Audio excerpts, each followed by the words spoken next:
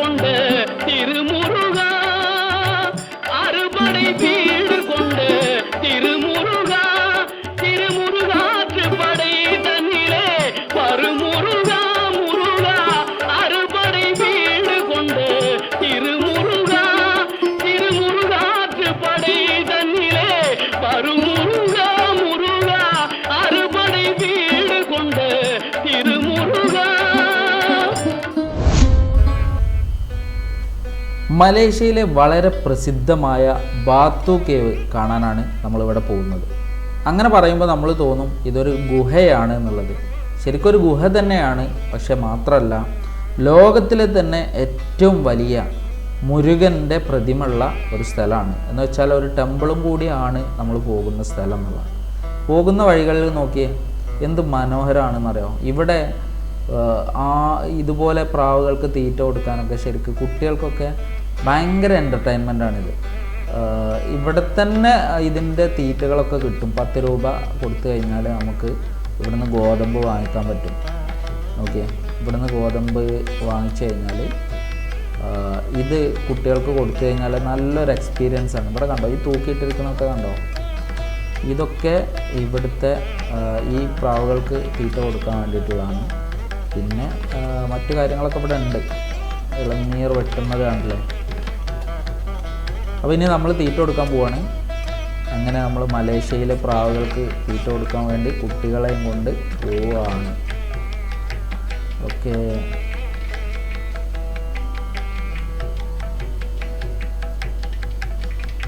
പ്രാവുകൾ ഒരുപാട് പ്രാവുകളുണ്ട് കേട്ടോ. കണ്ടോ, ഓക്കെ.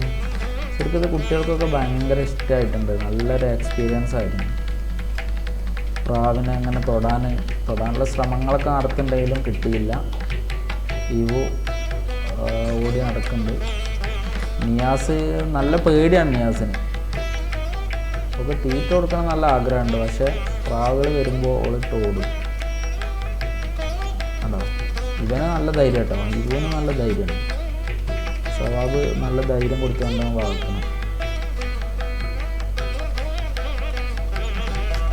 നല്ലൊരു അട്രാക്ഷനാണ്. ഇവിടെ നമ്മളെ ഓരോ നിമിഷവും എൻജോയ് ചെയ്യാനാണല്ലോ. അപ്പം നോക്കിയേ, സിനിമയിലൊക്കെ കാണും പോലെ ശരിക്ക് പ്രാവുകളെ എൻജോയ് ചെയ്ത്.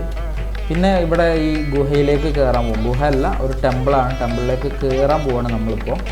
അപ്പോൾ പോകുന്ന സ്ഥലത്തുള്ള കാഴ്ചകളാണ് ഇപ്പോൾ നമ്മൾ കണ്ടുകൊണ്ടിരിക്കുന്നത്. ഇതാ ഇവിടുന്ന് അങ്ങോട്ടാണ് 272 പടികളാണ് മുകളിലേക്ക് കയറാനുള്ളത് കേട്ടോ. ഓക്കെ, ഒരു ഭാഗത്ത് കുറേ ആളുകൾ കയറി പോകുന്നു, വേറൊരു ഭാഗത്ത് കുറേ ആളുകൾ ഇറങ്ങി വരുന്നുണ്ട്.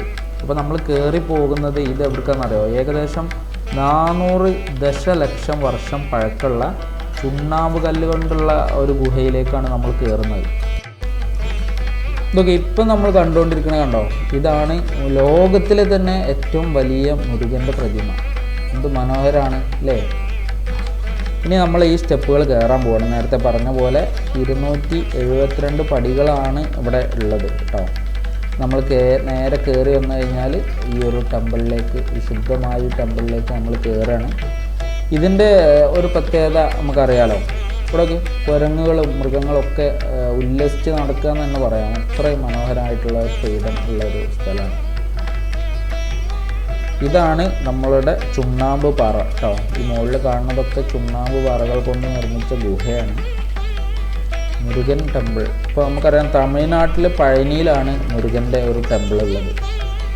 അവിടെ വൻ ഉത്സവങ്ങൾ നടക്കാറുണ്ട്. തൈപ്പൂയം മഹോത്സവം എന്നാണല്ലോ. അതേ സമയത്ത് തന്നെ അവിടെ നമ്മളുടെ ഇന്ത്യയിൽ ഇത് നടക്കുന്ന സമയത്ത് തന്നെ ഈ മുരുകൻ ടെമ്പിളിലും ഇവിടെയും ഉത്സവം നടക്കാറുണ്ട് എന്നുള്ളതാണ് പറയപ്പെടുന്നത്. ആ സമയത്ത് ഒരുപാട് ടൂറിസ്റ്റുകൾ ഇവിടെ ജനനിബിഡമാവും എന്നാണ് പറയുന്നത്. ഒരുപാട് ഭക്തന്മാർ വരുന്ന ഒരു സമയമാണ് എന്നുള്ളതാണ്. അപ്പോൾ ഇതാണ് ഈ ഒരു അതിമനോഹരമായ ടൂറിസ്റ്റ് കേന്ദ്രം. ഒരുപാട് വിദേശികൾ ഇവിടെ വരുന്നുണ്ട്, ഒരുപാട് ഭക്തന്മാർ വരുന്നുണ്ട്. അവരൊക്കെ പൂജകളൊക്കെ കഴിഞ്ഞ് തൊഴുത് പോരുന്ന ഒരു കാഴ്ചകളാണ് നമ്മൾ കണ്ടുകൊണ്ടിരിക്കുന്നത്.